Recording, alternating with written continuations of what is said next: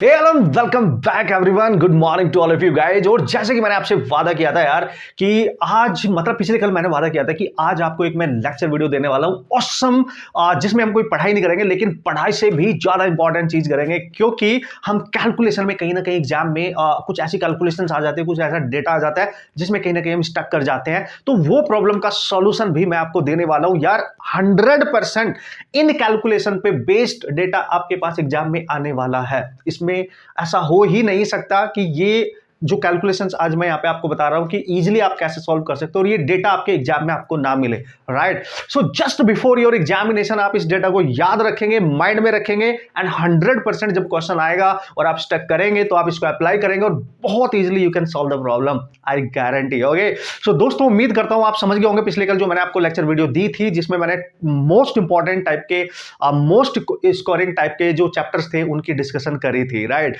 Okay, सो उनको revision करना है आपने, है ना, बार बार अगेन एंड अगेन उनका मैक्सिमम रिवीजन करना है अकॉर्डिंग टू देयर वेटेज, किससे सबसे ज्यादा क्वेश्चन पूछे आ रहे हैं, और ये अब आप बहुत अच्छे से समझ भी गए होंगे।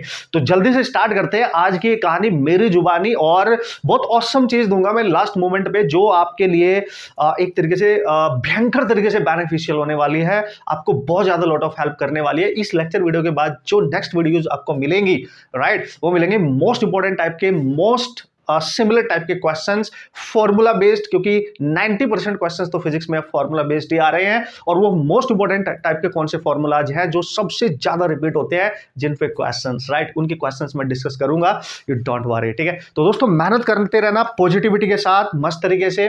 छोटी सी प्यारी सी लेक्चर वीडियो होने वाली है, डोंट वरी, लेकिन इसमें सारी ऑसम चीज आपको मिलेंगी जो कैलकुलेशंस में आप एरर करते हैं और जिस डेटा में आप कैलकुलेशन करने में फंस जाते हैं उसको आज मैं सॉर्ट आउट करूंगा। बहुत जरूरी हो गया आपके वास्ते, राइट।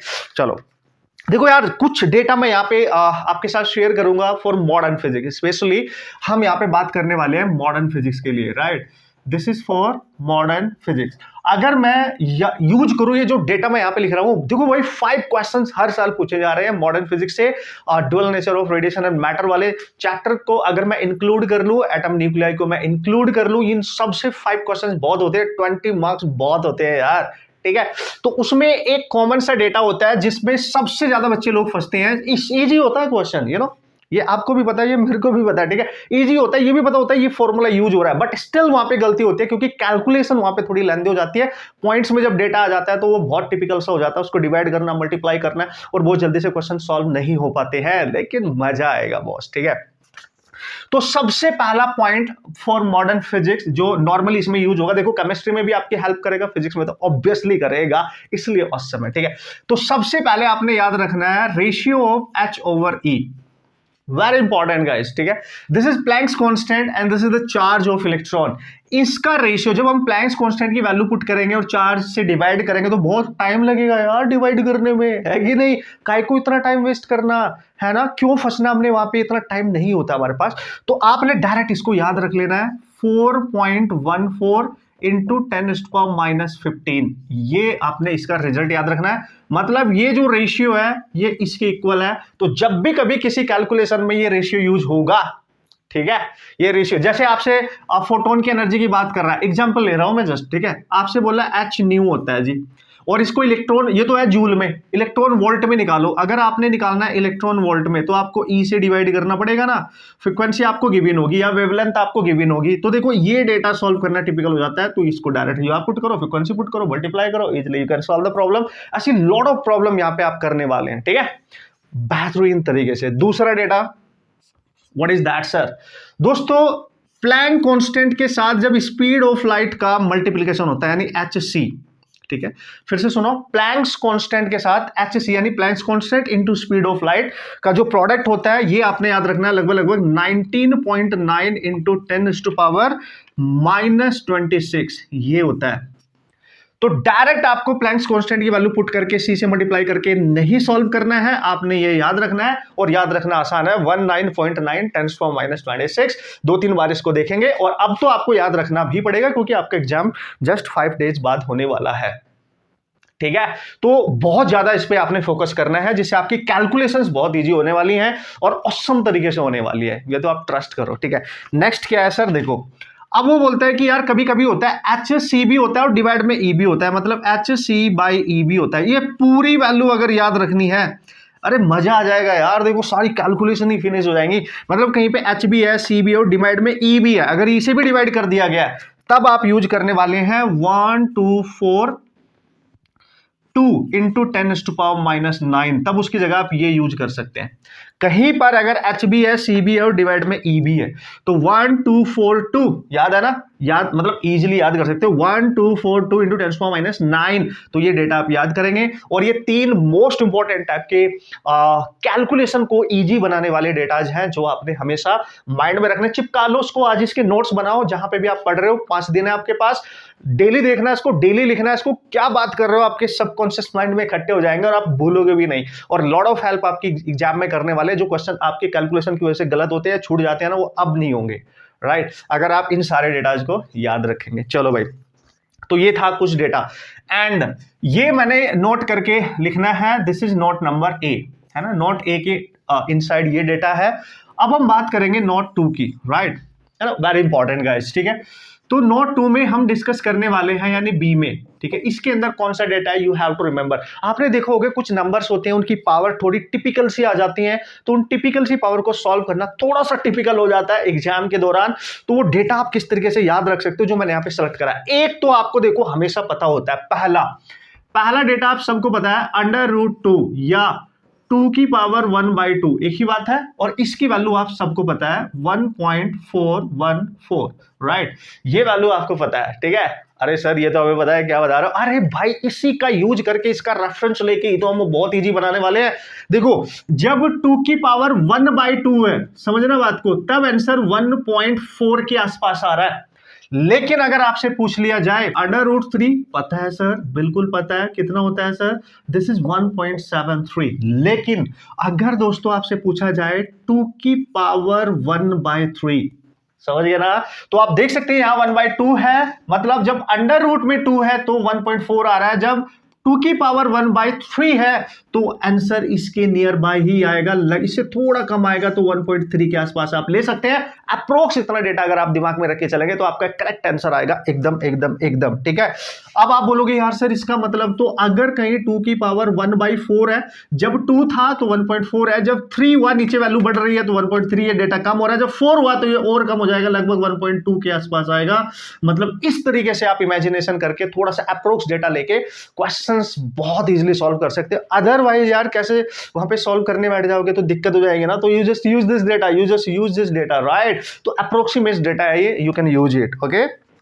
अब देखो अगर आपसे पूछा जाए कि भाई 2 की पावर 2/3 है, इसकी आंसर बताओ भाई, है। तो देखो अगर आप स्मार्ट गेम खेलोगे तो अब इतना डेटा याद रखना ये अपने आप हो जाएंगे, अब इनकी कोई टेंशन नहीं है। कैसे देखो, अगर मैं इसको ब्रेक करूं, 2 की पावर 2/3 है, इसको लिखो 2 की पावर 1 इंटू 2 की पावर -1/3, ऐसे लिख सकता हूं मैं, है कि नहीं।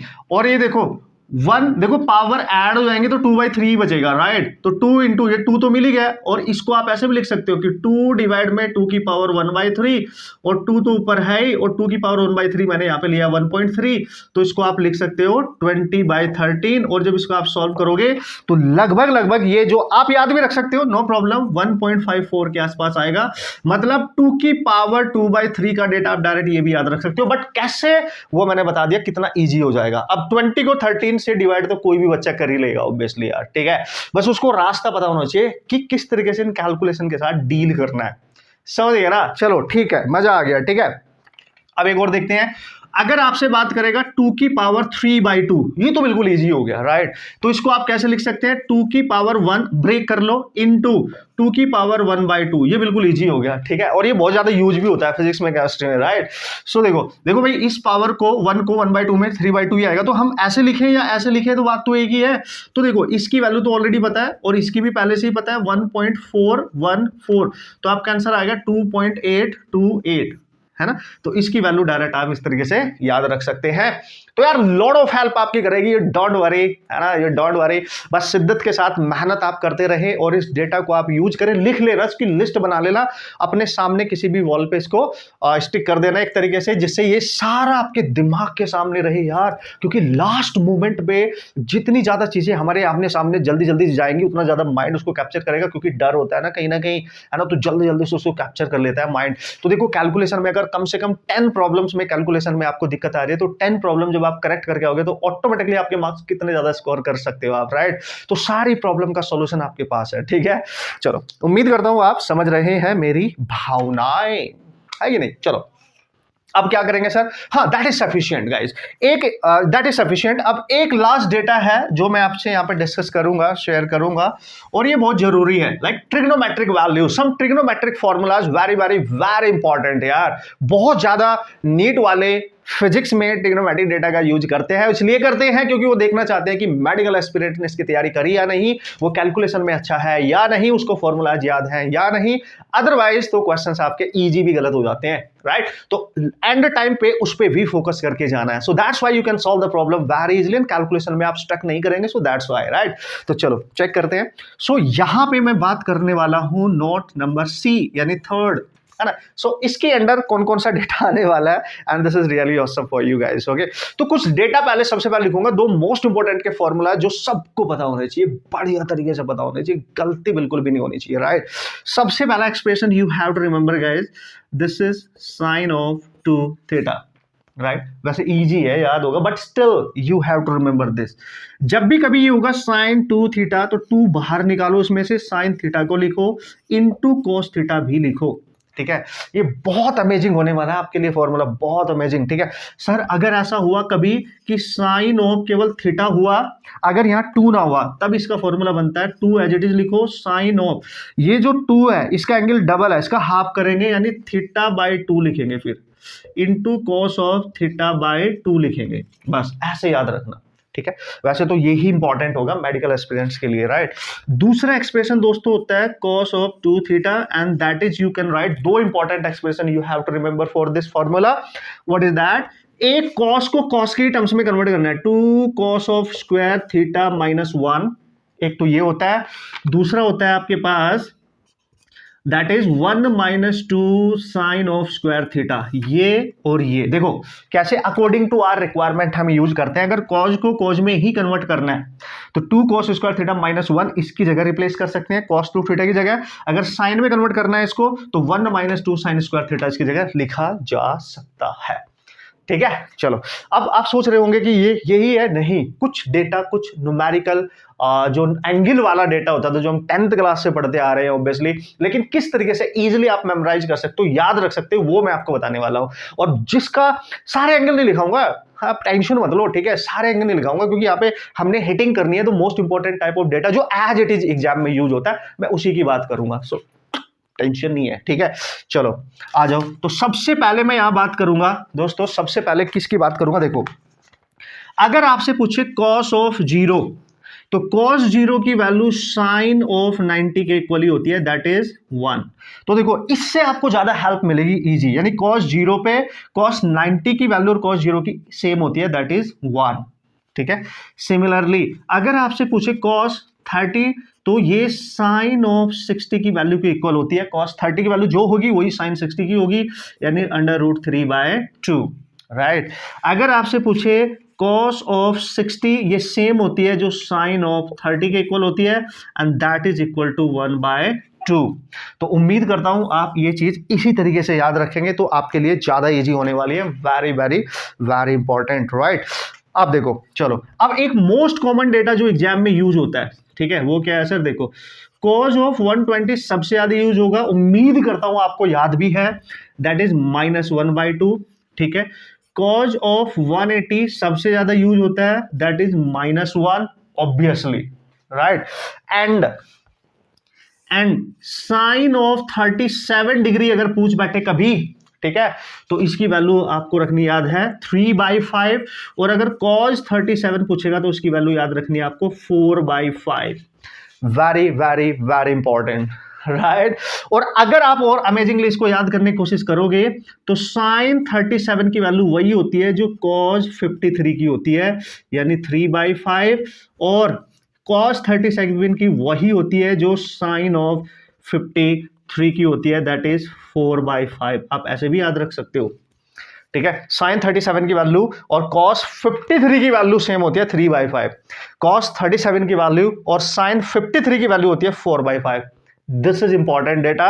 Angles you have to remember, the mostly calculation में सबसे ज्यादा यूज इन्हीं का होता है, सो आपने टेंशन नहीं लेने का बस, ठीक है। इससे ज्यादा आपने कुछ अभी फिलहाल नहीं करने का। वैसे तो बहुत सारी कैलकुलेशन होती हैं, क्वाड्रेंट रूल होते हैं, ये होते हैं, किस में लाई कर रहा है, ये कर रहा है, लेकिन जो मेन डेटा है ना, जो सबसे ज्यादा यूज होता है, वो मैंने आपके साथ डिस्कस कर लिया है, ठीक है। क्योंकि उतना आपके पास टाइम भी नहीं है, बट इतना तो एटलीस्ट आप करके जाएंगे। और ये आपकी कैलकुलेशन को इतना सिंप्लीफाई करने वाला है, लास्ट मोमेंट पे 4 से 5 क्वेश्चन जो आपके कैलकुलेशन की वजह से फंसते थे ना, वो ऐसे ही अब आप सही करने वाले हो, ठीक है।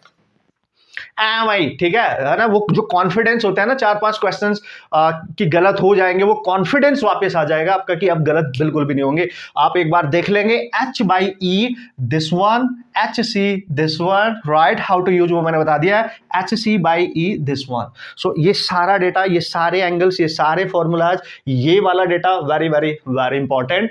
तो 3 नोट मैंने यहां से आपके पास डिस्कस करे हैं, छोटी सी ये प्यारी सी वीडियो आपको मिल रही है जिसमें आपकी प्रॉब्लम का सॉल्यूशन है बॉस, और इजी हो जाएंगे यार कैलकुलेशन। हम फंसते कहां पे हैं, पावर्स में, टिपिकल सी पावर्स में फंस जाते हैं। फंसते कहां पे हैं, इस डेटा में सबसे ज्यादा फंसते हैं। 5 क्वेश्चन मेन होते हैं, बहुत ज्यादा होते हैं यार। और जो ट्रिग्नोमेट्रिक रिलेशंस यूज होते हैं, ट्रिग्नोमेट्रिक एंगल्स यूज होते हैं कैलकुलेशंस में, वहां पे ऑब्वियसली इन्हीं को एरर करते हैं। कैलकुलेशन में क्यों फंसता है बंदा, जब ये मैथमेटिकल टूल उसको नहीं याद होते हैं, उनको अप्लाई करने नहीं आते, इजी बनाने आते हैं, दैट्स व्हाई फंसता है। अदरवाइज क्यों फंसेगा, आप खुद ही सोचो ना, है ना। इतनी ज्यादा प्रैक्टिस आपने साल भर करी है, हम क्यों फंसेंगे ऑब्वियसली। तो ये थे सारी information regarding to your calculations, how to make the physics calculations very easy, right. So उम्मीद करता हूं आप इसका यूज करेंगे, आप इसको लिख लेंगे। देखो यार, यहां से पढ़ने से ज्यादा बेटर है आप इसको लिखो, नोट करो, चिपका दो, डेली देखो, सोते जागते चलते फिरते खाते हर समय देखो, जब तक एग्जाम नहीं हो जाता। और अपनी प्रैक्टिस जारी रखो, जो मैंने आपको मोस्ट स्कोरिंग चैप्टर बताए हैं उन पे फोकस करें आप प्लीज, ठीक है। और जैसे कि मैंने आपसे वादा किया है, मैं पूरा ट्राई करूंगा कि 20 जो लास्ट ईयर का पेपर था 2022 2021, 2 एटलीस्ट पेपर आपके साथ में बहुत बेहतरीन तरीके से डिस्कस करने वाला हूं, पूरे पेपर। और फिर हम ये एनालिसिस करेंगे कि किस तरीके से हम इजीली लास्ट टाइम पे उन पेपर्स को सॉल्व कर सकते हैं। तो 2023 के पेपर को भी हम इजीली सॉल्व कर पाएंगे, इसमें कोई शक वाली बात नहीं है। और जो ग्राफिकल क्वेश्चन का वादा मैंने आपसे किया था, वो 100% मैं आपको डिस्कस करने वाला हूं। आज इवनिंग तक हम रिकॉर्ड कर लेंगे उसको, मे बी कल आपको वीडियो मिल जाएगी, डोंट वरी। ये तो अभी मिल जाएगी ना, है ना, ये डोंट वरी। तो उम्मीद करता हूं यार आप समझ गए होंगे और आप मेहनत करते रहेंगे, बिल्कुल भी नहीं छोड़ेंगे, बिल्कुल भी डीमोटिवेट तो बिल्कुल भी नहीं होना है, क्योंकि साथ में मिलकर हम फाइट कर रहे हैं। और हमें पता है हमने मेहनत करी है, आपको पता है आपने मेहनत करी है, सो डरने की कोई बात नहीं है, ठीक है। आप बस लगे रहे चुपचाप, बढ़िया तरीके से रिलैक्स होके, माइंड को अपने कंट्रोल रखते हुए, पॉजिटिविटी के साथ नाश्ता अच्छे से करना, नींद भी बहुत प्यारी से लेनी, क्योंकि आप स्टूडेंट हो तो माइंड को रिलैक्स करना बहुत जरूरी होता है। You are not a working professional, ठीक है। आप स्टूडेंट हो तो आपको हर चीज को बैलेंस करना ही पड़ेगा फॉर योर एंट्रेंस एग्जामिनेशन, ठीक है। ज्यादा टाइम नहीं लूंगा, ठीक है, मिलूंगा एग्जाम के बाद बढ़िया तरीके से, ओके। सो चलो लग जाओ अपने मिशन पे, जल्दी से नोट्स बना के इसको चिपका देना, और अपनी जो भी स्ट्रैटेजी आपने बना रखी है आज के पूरे दिन की, उसको एग्जीक्यूट करना। मैं आपके साथ हूं और हम सब इवन आपके साथ है, पूरी टीम आपके साथ है, आपके लिए दुआएं करेंगे, okay. And all the best.